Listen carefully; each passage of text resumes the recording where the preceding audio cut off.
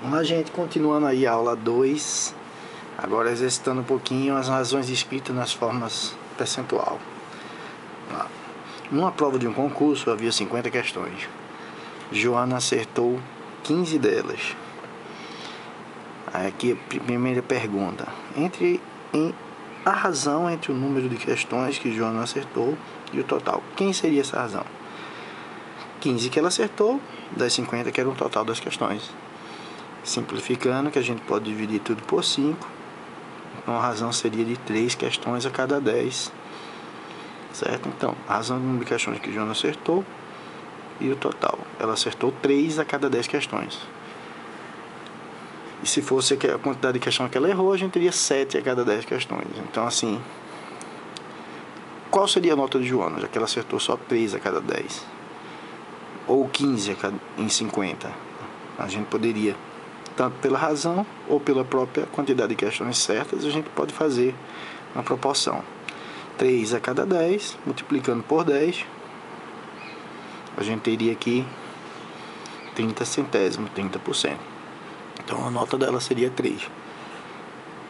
Observe que a gente poderia também simplesmente multiplicar por 2. 15 dá 30, 50 por 2 dá 100. Seria 30%. Tranquilo, gente?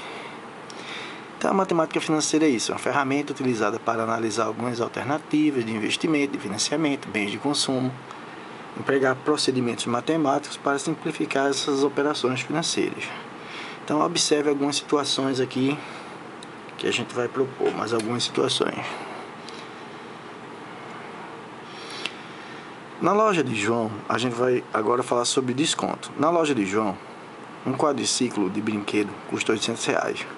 Mas se você pagar à vista, ganha 20% de desconto. Como a gente aprendeu no 7º ano. A gente calculava quanto era 20% de 800, que seria 160, e subtrairia 800 menos 160, dando R$640. Tudo bem, com números pequenos assim, fazer uma porcentagem, depois uma subtração, é tranquilo. Mas se aqui fosse o valor de um automóvel, R$32.750,20, e o desconto fosse 7,42%, a história mudava. A gente podia se atrapalhar com os cálculos e iam demorar muito.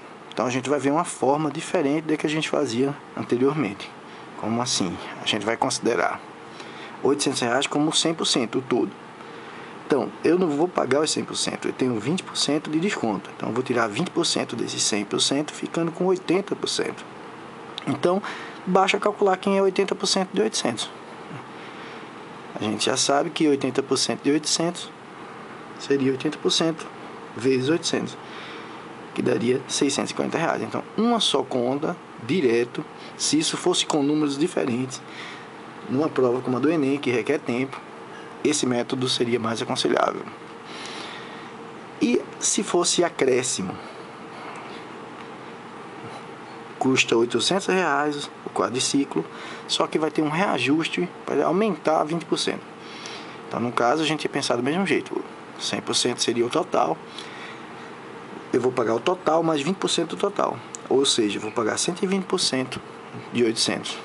Então, a gente só faz esse único cálculo. Quem é 120% de 800? Seria R$960. Observe que no lugar de subtrair os 160, a gente somou. Então, por esse processo, para cálculos com valores diferentes, maiores, é melhor a gente pensar assim. Para isso, a gente tem o chamado fator de multiplicação.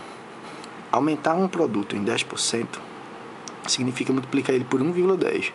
Em 17, multiplicar por 1,17. Aumentar em 25%, multiplicar por 1,25.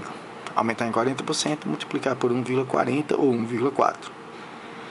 120%, mais que o valor dele. Ele 100% mais 120 daria 220%, que seria multiplicar por 2,20.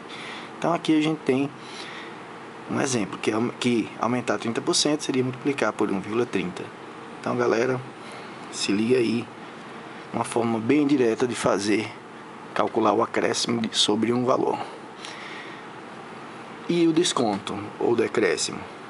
Se você vai ter um desconto de 10%, se você vai ter um desconto de 20%, por exemplo, aqui, no valor de R$100, eu pego 100% menos 20%, eu vou pagar 80% de R$100, que seria R$80.